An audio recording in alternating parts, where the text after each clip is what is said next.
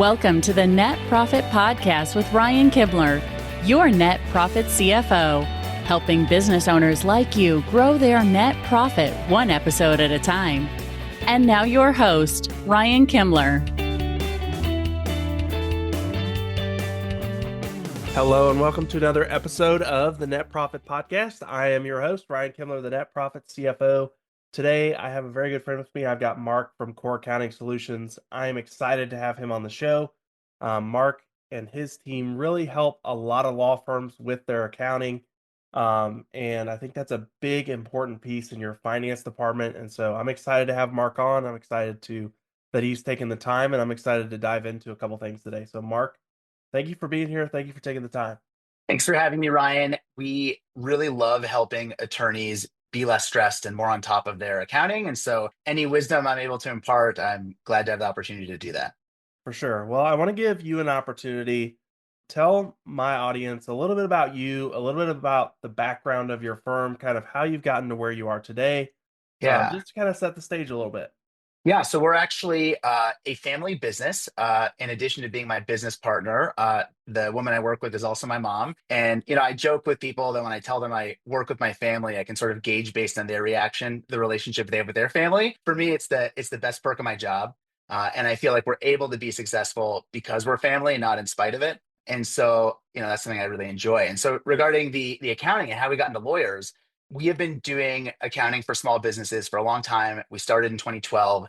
Around 2017, we were identifying who we're given this exercise to define our green, yellow, and red customers. And we describe them, not just the tangible things, but what it'd be like working with them and different, less concrete, items. And we, after looking at that list, we determined that lawyers really aligned with our green category. And so from that point, we started working with law firms. In 2019, we updated our website to speak only to lawyers. And since then, we've been exclusively working with solo to few attorney law firms. And yeah, here we are.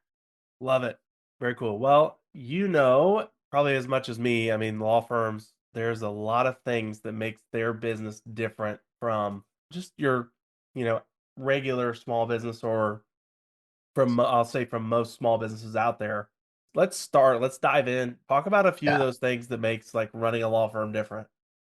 Sure. So, the first thing is there are a lot of things that are the same, right? Ultimately, running a law firm is like running a business like any other. And it's still important to keep track of your income and expenses and liabilities and be managing your costs. And, you have the same standard report, profit and loss and balance sheet. And you still have to do your traditional reconciliations, which is making sure your bank account matches your actual accounting records.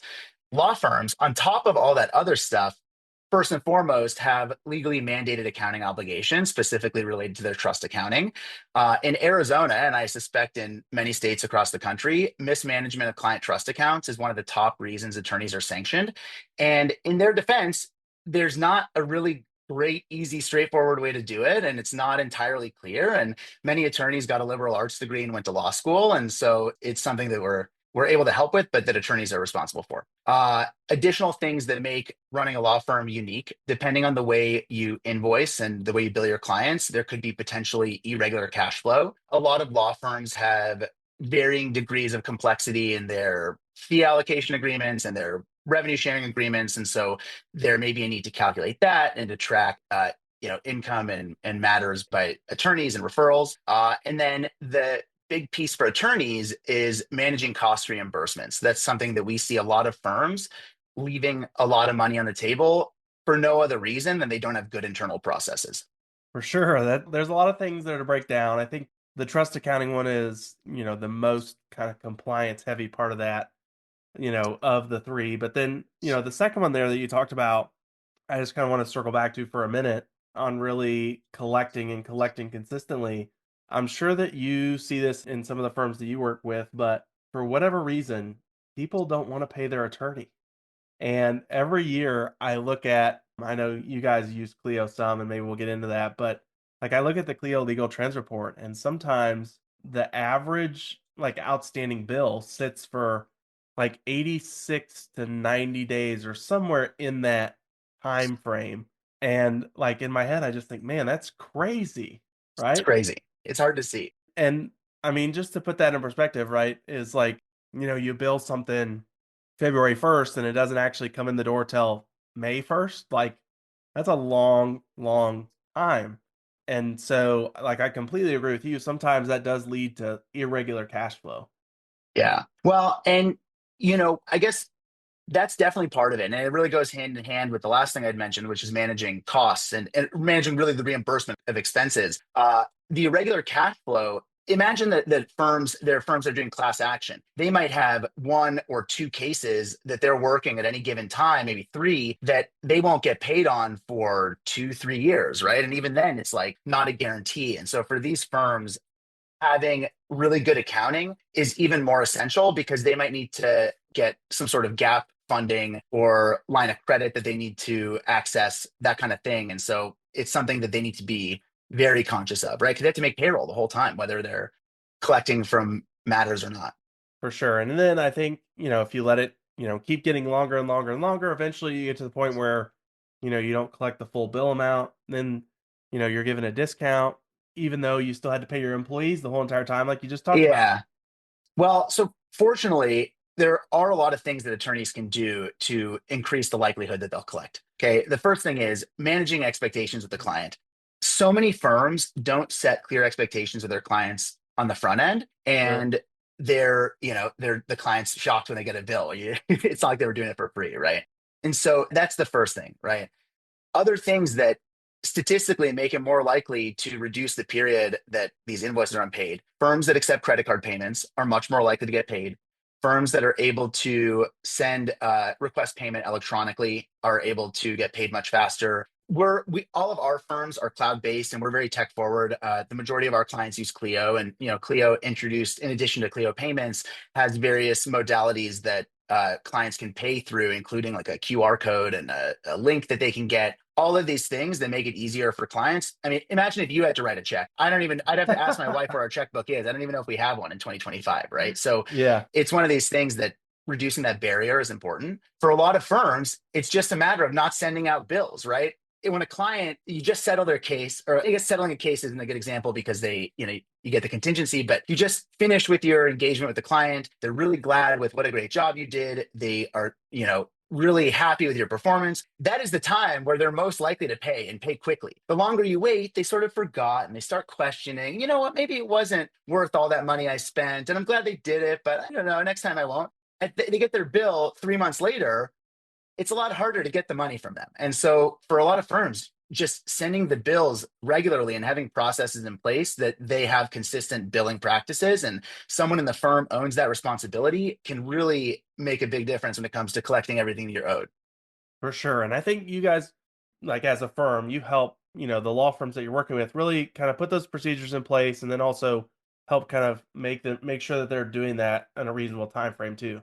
Yeah, for us, we work with our clients as their outsourced accounting partner. Like we do everything on a fixed price. We're not tracking our time. And so we really look at our job not to just do their accounting, but to streamline their accounting processes. And they need to do their part efficiently and effectively in order for us to be able to do our part efficiently and effectively. So for our clients, we'll make sure that they're using the right processes and systems in order to make sure that they're collecting everything that they need to, that they're not leaving unrecouped costs on the table, little things like that. For sure. And I know we both talked a little bit about Clio. I mean, are there other softwares that you guys recommend at your firm that lawyers start using to kind of streamline things and make things better? Yeah. Look, again, I'm sharing this through the context of a firm that only works with cloud-based law firms. Okay. So I'm sure there's other tools out there. There are a number of tools that purport to be all-in-one solutions to your business accounting and your legal practice management. Oftentimes, I won't name any names, but we haven't seen any of these tools that really handle the whole process great. They end up doing some of the things really well and a lot of things not so well. The reality is that today, in order to really for a small firm to really do things effectively, they need to have some sort of functional accounting software. The majority of our clients use QuickBooks Online, and it needs to also be paired with a legal practice management tool. QuickBooks is not set up for managing your firm. It's just set up for managing your finances. And in fact, the way that we explain it to our customers is that, Clio or your legal practice management software really serves as your micro level data. This is where you have your actual engagement details and your meetings and your specific client trust ledgers and that kind of thing. Whereas QuickBooks or your accounting software serves as your macro level data. This is your legal fee income, total case related expenses, your total client trust liability. And we believe that if you can get the information you need from one system, you don't need it in all places. That's when, people start saying, I have to do all this duplicate entry. Not really. You just need to know the right place to do the entry in the first place. So, yeah. For sure. Yeah. I mean, I think, I completely agree with you. I've seen a lot of softwares claim to kind of be all-in-one solutions. And I think today, hands down, I mean, I am completely on your side. My opinion is best kind of combination of those systems is, Clio and QuickBooks Online, or, Clio, and I've seen some firms use Zero. I mean, Yeah. those two to me are hands down the top two. Oh, go ahead, Ryan. I was just going to say, I mean, there's some other practice management softwares that are really, really good too, and are really close to Clio and deliver some great reporting, some great data as well. But I think a kind of a cloud option combination, with QuickBooks Online or Zero is the top way to go. Definitely. In the accounting side, QuickBooks Online has really cemented the lead, right? Zero is a pretty far ways behind. On the legal practice management side, Clio is definitely the industry leader, both in terms of users and fundraising, and but their lead is not cemented in the same way. And so there are other great tools out there that may work for your firm, may work well. There's a reason Clio is the industry leader, but it's not the only one, and I don't want to give that impression. Sure. Yeah. I mean, I think the important thing is really the data that you get out of both systems, right? Because I think that data is really going to contribute to managing your business and hopefully improving your business. You agree with that? Yeah, we work a lot with our customers is having good processes and systems. I know that I can't rely on my memory to do things, but I can rely on the systems and processes we have in place. A lot of this comes down to having consistent, repeatable processes. This is something you'll hear me harp on because it's a matter of your company culture, right? If your company culture is to add activities into, I'll say Clio because it's shorter than saying legal practice management. If you add activities into Clio as soon as they happen, not only can you forget about it and reallocate that mental space to something else, you're more likely to collect on more of your time because you didn't forget about it, right? Likewise, with case related expenses, the number one best piece of advice is just to enter it into your practice manager ASAP, right? If you're sitting in the courthouse, scan the filing fee or whatever, if you still go to court to do that, with your mobile app and get it in your practice management so that you can forget about it and know that you'll recoup it when you invoice your client. So that's a big part of it, right? And bring back to the data is only as good as what you're putting in there and what you're keeping track of. If you have half your team is not really using the practice management software, it's not going to be accurate data. Assuming you do everything correctly, there's really useful insights to be gained. Clio has a really good dashboard that talks about utilization and some of these other metrics. Lockup is a term they talk about, collection rate that you can track and keep an eye on that are big bottlenecks for businesses. And by tracking this and seeing where the bottlenecks are, you're able to identify what processes you need to improve on. For sure. Yeah. And you can really kind of end, if you're an hourly bill firm or even if you're flat rate, you can kind of end every week and really know where you're at. And if you have an idea on what your expenses are, you should kind of know, like if you're going to run out of money or run low on money, you should kind of know like several weeks in advance based on the work that you're doing today, Yeah, based on those definitely. reports. Yeah. Cash flow is really important for law firms, and for them to be tracking cash flow is essential, especially if you're the kind of firm that has more irregular cash flow. And it's, so essential that these firms are, look, if you're flush with cash and you're a solo and you're making money, maybe it's less of a concern. But if you're not an attorney that's in that position, or you have a bigger firm and you have payroll that you're accountable for, tracking these things and being able to estimate your income, right? Because you have a good intake system and you're tracking your leads, being able to anticipate your regular outflows of cash, right? A lot of things recur every month and you know what it's going to be. You have a general idea of what your payroll is going to be. You know exactly what your rent's going to be. Keeping track of your cash reserves and keeping a pulse on those. A lot of There are attorneys out there and many business owners who don't know how much money they have, right? Or, when was the last time you looked at your bank account? And even then, that only shows part of the picture. Yep. These things all go hand in hand. Yeah, so I completely agree with, and I think, managing cash flow, for any small business is super, super important. And as we've been talking about, I think with law firms, there's a couple of extra layers of complication to it. Let's dive in. And I think this is the part where you and I will probably spend the most time. I mean, let's really talk about, some ways that law firms can improve profits, improve cash flow. I mean, when you guys start working with clients, what are the first few things that you guys go and look at? Sure. There are two ways to increase profits. Okay. And I don't need to tell you, Ryan, that that's increased revenue and decreased expenses. It's very simple. Okay. So I think, well, we can talk about these two areas because there's different ways to look at it. Sure. When it comes to increasing revenue, it can really be thought of. I like to look at it increasing revenue by bringing on new clients and increasing revenue from existing clients. Okay. And like this is not an exhaustive list, right? But for new clients, increasing revenue is everything from advertising and networking, referrals from past clients. Do you have a program in place? We work with a estate planning firm that has a really awesome quarterly like luncheon for the family members of the people that have estates through this firm that are executors so that they know what they need to do. And they get a lunch and they get to schmooze and they're there with their grandparents and it's really nice. Okay. Or their parents. So that's a little thing that has been like amazing for this firm. And then a big thing is legal referral partnerships. In many states, there are tools that make it very easy. In many states, you're allowed to get a referral commission when you refer to other lawyers. And there's software out there that enables this and makes it more streamlined. There's a tool called Attorney Share that is designed for this explicitly. And it's a great way to get some extra revenue, especially if you find yourself getting leads that aren't necessarily in your practice area, or if you have the awesome problem of having too much work to do, you don't need to just turn them away. You can get paid for them. So that's something to consider. On the existing client side, Ryan, if I may add, like the things that firms can do is, like I said earlier, and again, I'll keep beating this horse, is having really good systems, tracking all of your work, adding the activities as soon as you incur them, adding expenses as soon as you incur them into your practice manager. Again, your firm is paying for these expenses, whether you recoup them or not. So, and I guarantee you can't remember what you had for breakfast 2 days ago, much less what expense you had for a client 3 weeks ago. Okay.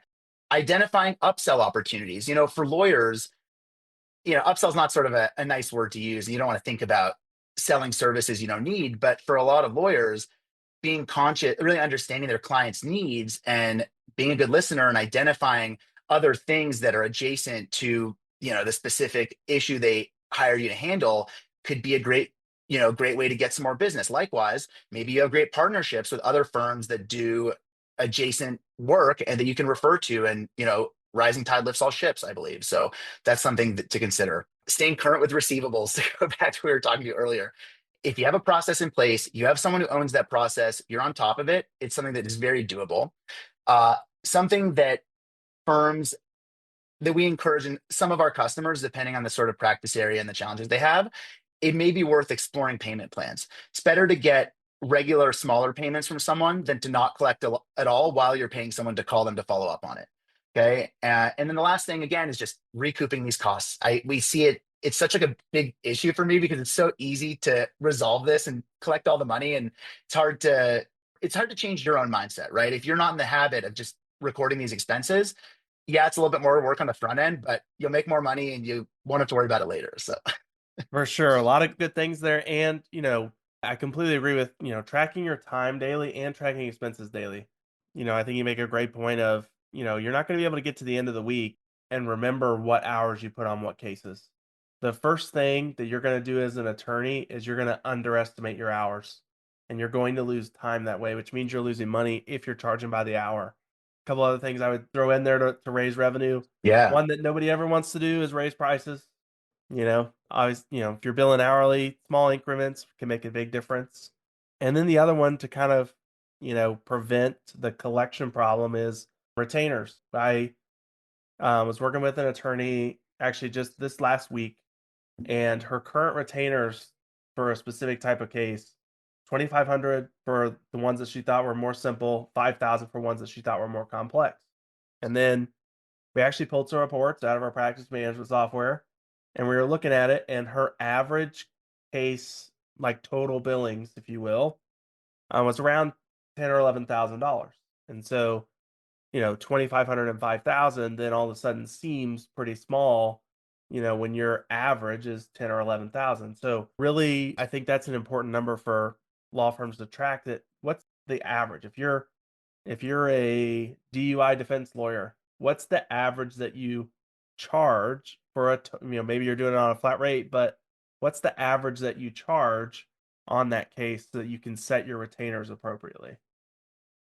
Right. And like even tracking practice areas, right? Like maybe you Yep. have a particular practice area that is you're making a lot more money from, but if you're not tracking it, it's sort of hard to tell, right?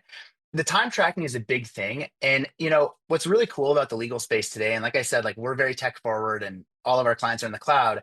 There's so many amazing apps and resources and tools out there that can basically address any issue you're facing. I mean, even with the time, there's tools like Wise Time and Tempelo and or however they say it, and like some of these other tools that integrate with your email and your phone systems, and they streamline the time tracking process so you can collect for every email you send without having to manually do it. So like if you hate recording your time, there's tools to do that. If you hate updating your clients, there's tools that will serve as like a portal that they can use to stay up to date on their matter, right? Like there's whatever issue you have, if you hate doing onboarding or intake, there are tools that streamline that process, right? And so it's like if you have a pain point, in the words of Sarah Blakely, the inventor of Spanx, she said a quote I really like. She said, "As soon as I could afford it, I would outsource my weaknesses."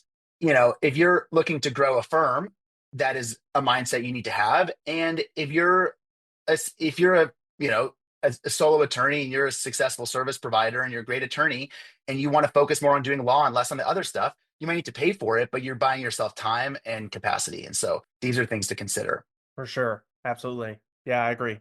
All right. So So we yeah, hit the revenue side. You want to yeah, dive into the expense side? sure do. Okay, so the other side is lowering expenses. Uh, we think it's important to understand the different types of expenses, okay? Because they don't all need to be managed the same way. There's fixed expenses, which are things that are recurring every month. If you have a loan, a car loan, or utilities, or your rent, I look at employee costs as a fixed cost. Like you basically know what it's going to be every month. Yes, you can terminate someone, but assuming the right people in the right places, that's a fixed cost as far as I'm concerned. The other side of the spectrum is discretionary. This is stuff that isn't critical to your business that, you really like travel and meals and things that are just business expenses. And even to a degree, things like hardware and equipment and furniture and software and all that, right? Like it's not that it doesn't have value, but it's flexible. You don't need it. And then there's variable, which are things like cost of goods sold, right? These scale proportionate with your revenue. And so you don't necessarily want to reduce your cost of goods sold, which is in this case like case expenses. There might be opportunity to negotiate better contracts or find different vendors that you prefer or whatever. But really, like if your cost of services are going up, it probably means your revenue is going up as well. So like the way you think about it is different. So starting with the fixed expenses, I believe that the answer is always no until you ask. We have had so many times where people have asked for whatever it is and like, are asked for a rent. Uh, they'll negotiate with their landlord instead of moving. And, maybe you just said you were going to renew instead of negotiating. Maybe it's worth hiring an agent to renegotiate your lease, right? These are little things. During COVID, we saw a lot of firms that maybe had some cash flow issues that their landlord was okay with them postponing their rent, right? Or rent payment. The answer is always no until you ask. On the variable side, again, you can negotiate some of these things. I look at marketing sort of as a unique, sort of in between variable and discretionary, because marketing, if you're doing it right, you should be getting more money than you're spending on it, right? And so that's something that is sort of in the middle. And then discretionary is all the other stuff. It's something that businesses fall into a trap of because you spend a little bit here, you spend a little bit there, and you lose track. And the same thing happens with marketing, I'll say. Like we've seen a lot, especially now that digital marketing is so much more common, that people will spend $50 on an Instagram ad and 150 on Facebook and this on Google ads. And it's like, next thing you know, you spent 25 grand and it's like, were you ever tracking it? Did you get the ROI? And I guess the last thing I'll share that we talk about with our customers is return on investment isn't just doesn't just apply to marketing. It applies to every dollar you spend on your business. Maybe it's worth going out to eat. If for no other reason, then it's good for morale and it's good for the mental health of your staff. Maybe it's not worth it. Maybe you, instead of flying to visit a client, you can meet with them over Zoom, or it's more economical for them to come to you, or whatever it is, right? You need to be thinking, is it worth the money for every dollar you spend? For sure. Yeah. Love that. And do you have a recommended amount of cash that you like to have your clients have in the bank, or kind of build to based on their expenses? Yeah, I don't have a recommended number because it really, depends on each firm. I feel I'm generally a more conservative person. I don't necessarily think that the funds need to be in your checking account. There are better vehicles. Even like a high yield savings account is a great place to keep your funds. You can transfer out of there 6 times a month without penalty, right? And so, Sure. that could be a good option. But I think that it's really important that firms have at least 3 months of runway that they can cover their bills. Part of this, Ryan, is knowing what your expenses are and being able to understand be able to project sort of your upcoming expenses and your cash flow. But I really feel like if you had no revenue for 3 months, assuming you're not one of these, one-off firms that does like big class actions or whatever, you should be able to float your business, pay all your bills, and be fine. Yeah, I love that number. I think that's a great number to build to. I mean, when interest rates were really, really, really low through the pandemic, I mean, I know it kind of, a lot of business owners, they feel like, oh, that money is just sitting there and it's not working for me, right?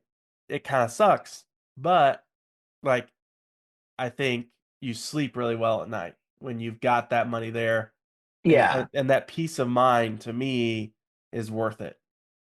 And like I said, there's a way to feel better about it. It doesn't need to be in a checking account losing inflation, right? It could be, Right. and especially now, the interest rates are fine. It's not, you can get a great rate in a American Express high yield savings account. It's like Yeah. a reputable company. Yep.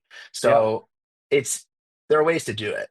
For sure. Absolutely. I agree. Well, Mark, again, I want to thank you for taking the time coming on the show today. I've really enjoyed this conversation. I think my audience is going to get a lot out of it.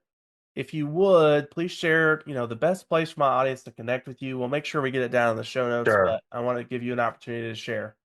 Sure. So I'm a bad millennial, and so I'm not great at social media, but I do keep my LinkedIn up to date, and we post to our company page and my personal LinkedIn. And so if you want to keep in touch, that's a good place. A lot more information about us and some useful blogs on coreaccounting.com, and it's KORE accounting.com.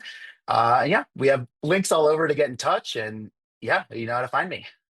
Perfect. Thanks. Well, I greatly appreciate you coming on the show. I know the work that you guys do at your firm is vitally important, especially for me. When I go into firms and work as a part-time CFO, I mean, I can't do my job unless everything's been accounted for and the books are done. And so, love having good partners that do good work, and we both work with law firms. So, again, it was awesome to have you on the show. Thank you again. And, Ryan, thank you so much for having me. Of course. Great. And until next time, everybody, go accelerate your profit. See ya. Thank you for listening to the Net Profit Podcast with Ryan Kimler. Make sure to subscribe or follow the show on your favorite podcast app. Don't forget to check the show notes for our guest contact information and to connect with Ryan on his website, netprofitcfo.com.